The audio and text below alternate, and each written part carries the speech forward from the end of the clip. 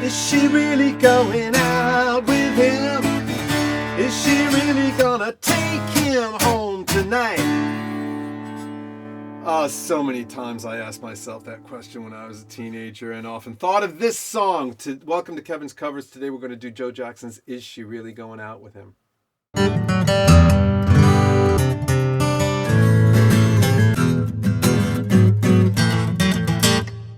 Yes, I've managed to come up with a solo acoustic version of Is She Really Going Out With Him?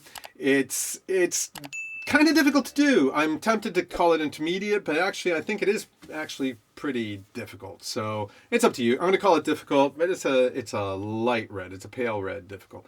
Let's take a look at the performance of it. Then we'll come back and I'll show you how it's done.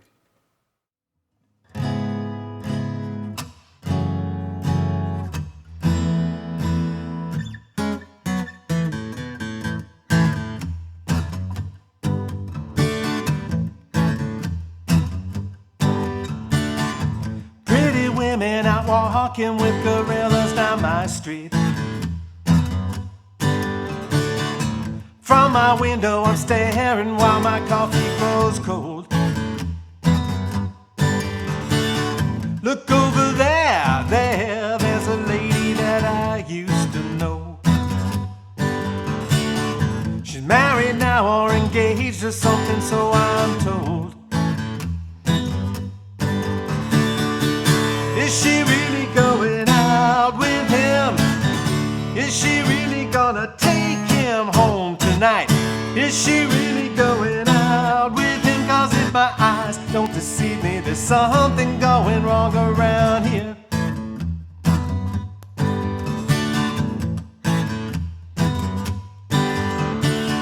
Tonight's the night when I go to all the parties down my street.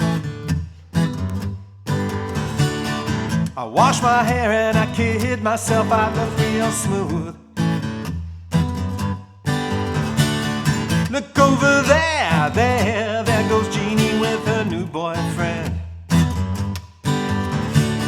They say that looks don't count for much, and so there goes your proof. Is she really going out with him? Is she really gonna take him home tonight? Is she really going out with him? Cause if my eyes don't deceive me, there's something going wrong around here. But if looks could kill, there's a man there who's marked down as dead. Cause I've had my fill. Listen, you take your hand from her head. I get so mean around this scene. Yeah, hey, hey, hey, hey, hey, hey.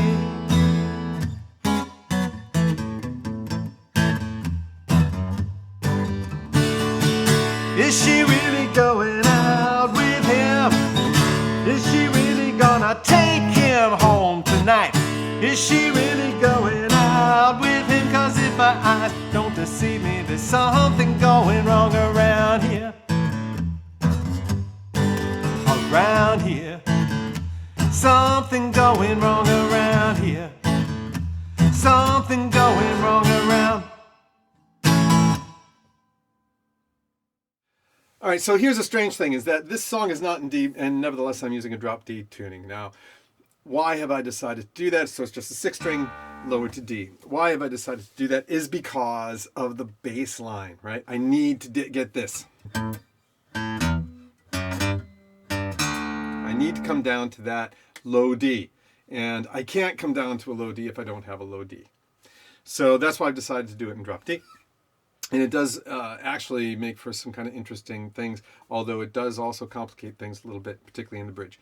So let's take a look exactly at the different parts of this song. So first, there is the introduction. The introduction is kind of like the bridge, and we're playing a C sharp minor 7. So the chords are C sharp minor 7, F sharp minor 7, right? And then there's E sus4, right? And then we have this little run.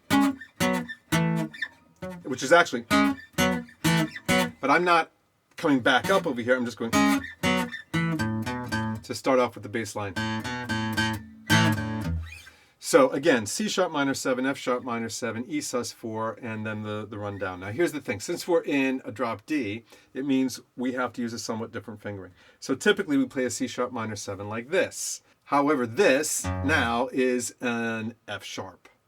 And we don't want an F sharp in the C sharp minor 7, right? So what we have to do is we have to come up and find the bass over here. We have to find that G sharp over here with the third finger, which means that you have to do an entirely different fingering from what you're used to on the C sharp minor 7, as you can see over here.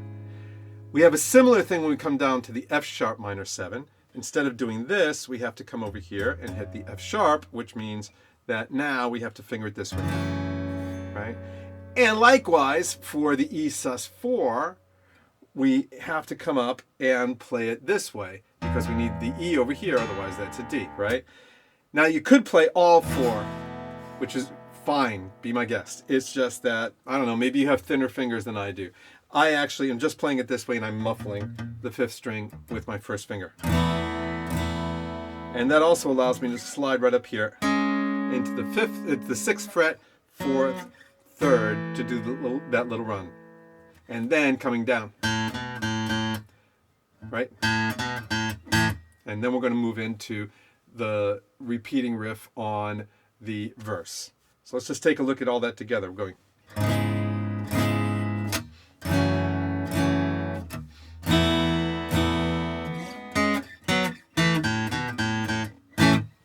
Now, how about the wonderful ongoing verse riff chord thing? How does that all work? Well, it's just A, E, G, D. Okay? A, E, G, D. But again, we're in drop D, which means the A is no problem, right? For the E, we have to, again, come up here and hit this E. And then we're going to go moving up that bass to the G. And again, the G now, I'm just going to play it this way. So we don't actually have a B down here. We're not normally play the G like this, right? With a B over here. We're not playing that B. We're just coming up here to get the G and then back to a D. And the D we're just going to avoid. Although we're in drop D, we're not going to play it down here. So, and every single time we're playing one of those chords, we're going to start with the bass. So we're going.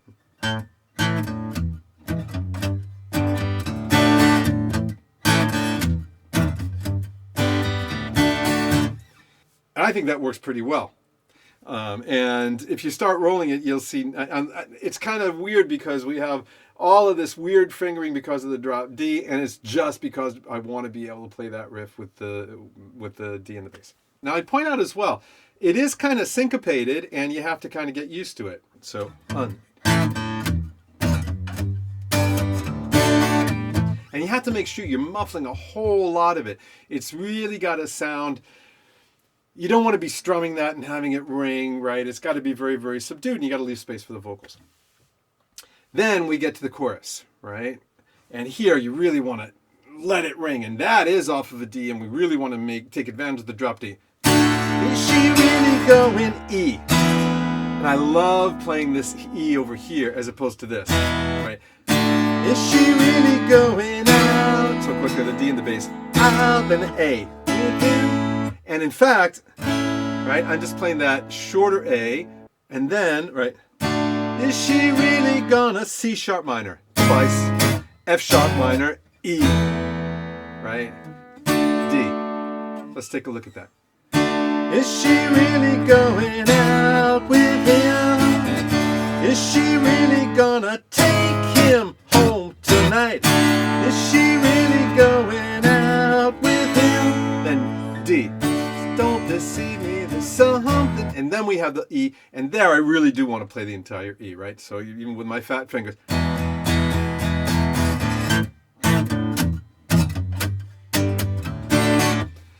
So there we go. We have the verse, we have the chorus. Now we get the bridge. Really weird bridge. Wonderful though. Okay, so like I said, it's a lot like what we saw in the intro, right? C sharp minor. Looks could kill F sharp minor. There's a man. Here we have the E sus, the E sus sus. We're going to slide it up two frets. Mark. And then I'm going to come and hit this E over here, which we're singing, right? And there who's marked down as C sharp minor. Dead, 'cause I had my fill. Same thing. Listen, you. Take your hand from her hand. I get so mean. Same thing. Round this scene. Then we're going to go back and forth. Hey, hey, hey, hey. Back again. Hey, hey, hey, hey. Then a little descent.